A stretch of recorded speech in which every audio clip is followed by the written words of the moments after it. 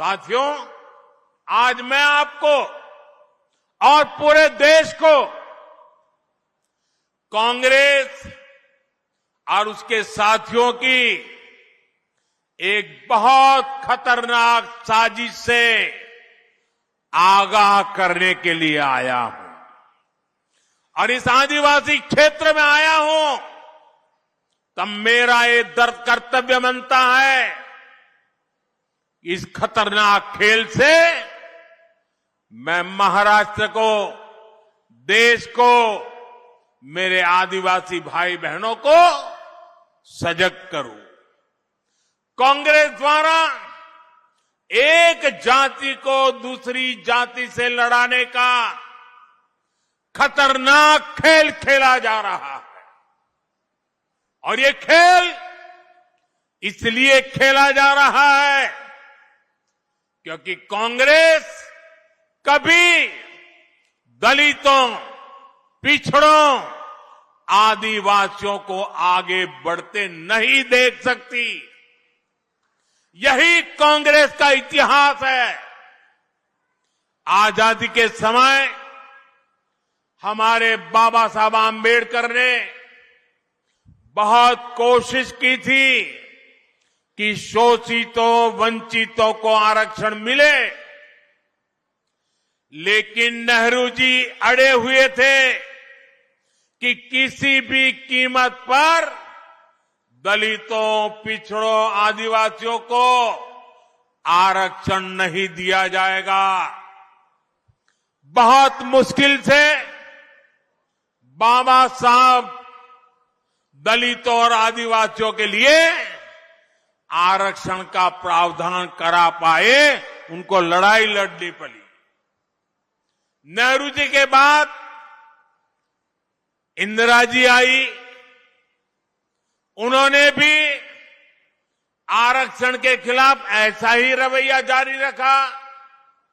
उनका भी मकसद यही था कि किसी भी कीमत पर एससी, एसटी, ओबीसी को प्रतिनिधित्व न मिल पाए। ये लोग चाहते थे कि एससी, एसटी, ओबीसी हमेशा कमजोर रहे। इंदिरा जी के बाद राजीव गांधी आए, उनकी भी सोच और अप्रोच अपने खानदान से अलग नहीं थी। राजीव गांधी ने भी ओबीसी आरक्षण का खुल करके विरोध किया था। ये लोग जानते थे कि एससी, एसटी, ओबीसी अगर ये समाज मजबूत हो गया तो उनकी राजनीति की दुकान का शटर गिर जाएगा।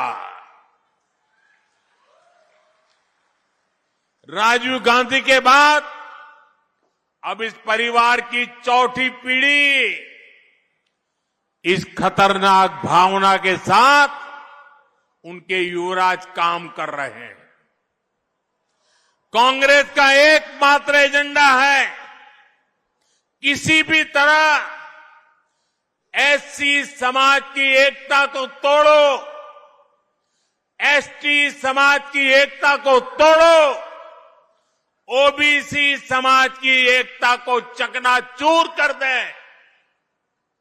कांग्रेस चाहती है कि एससी समाज अलग अलग जातियों में बिखरा रहे ताकि एससी समाज की सामूहिक शक्ति कमजोर पड़ जाए। कांग्रेस चाहती है कि ओबीसी समाज भी अलग अलग जातियों में बटा रहे ताकि ओबीसी के तौर पर उनकी जो एकजुटता की पहचान बनी है, ये ओबीसी अगर ओबीसी रहे तो उनकी ताकत बढ़ जाएगी। ये ताकत न बढ़े इसलिए ओबीसी समाज को भी जातियों में बिखेर दो। इसलिए वो ओबीसी को भी अलग अलग जातियों में बांटने का खेल कर रही है। कांग्रेस चाहती है कि हमारा एसटी समाज अलग अलग जातियों में बटा रहे, क्योंकि आज आदिवासी के रूप में, जनजातीय समूह के रूप में, शेड्यूल्ड ट्राइब के रूप में समाज की एकता, समाज की एक पहचान, समाज की एकजुटता आज उभर करके आई है। और वो मजबूती से अपनी आवाज उठा न पाए, इसलिए उनको भी छोटी छोटी जातियों में बिखेर दो। यहां धुले के इस क्षेत्र में हमारे भील गरासिया, कोकना, कोकनी, कोली महादेव, डोंगर कोली, वारली, ठाकर, कोली ठोर, टोकरे कोली, गमित, गमता, गवीत, पारगी, कटकरी, धानका, तड़वी, तैतरिया, ऐसी आदिवासी जातियां रहती है।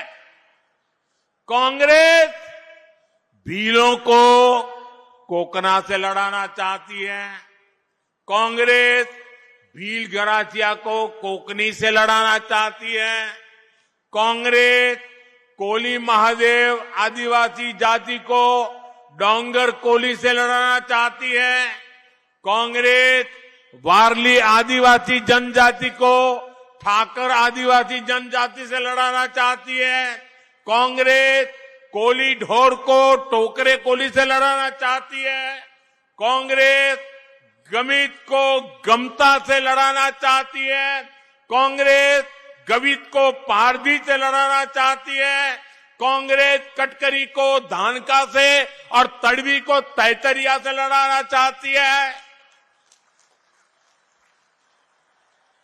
साथियों, आदिवासी की पहचान, जनजातीय समाज की पहचान, शेड्यूल्ड ट्राइब की एकता, इसको तोड़ने में कांग्रेस लगी हुई है। आदिवासी जातियों की एकजुटता कांग्रेस को फूटी आंख नहीं सुहाती। कांग्रेस का एजेंडा है कि देश भर की आदिवासी जातियां आपस में लड़ती रहे, उनकी सामूहिक आदिवासी ताकत खत्म हो जाए। कांग्रेस ने जब धर्म के नाम पर ऐसे ही साजिशें रची थी तो देश का बंटवारा हो गया था। अब कांग्रेस एससी, एसटी, ओबीसी समाज की एक जाति को दूसरे के खिलाफ खड़ा कर रही है।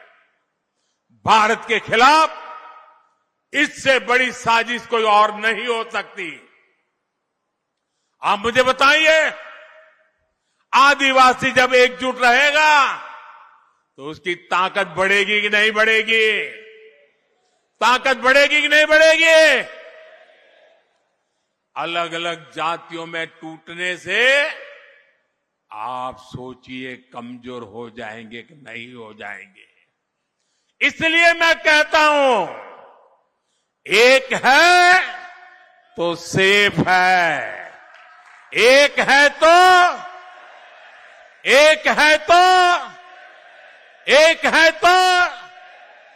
हमें एकजुट रहकर कांग्रेस के खतरनाक खेल को नाकाम करना है और विकास के रास्ते पर आगे बढ़ते रहना है।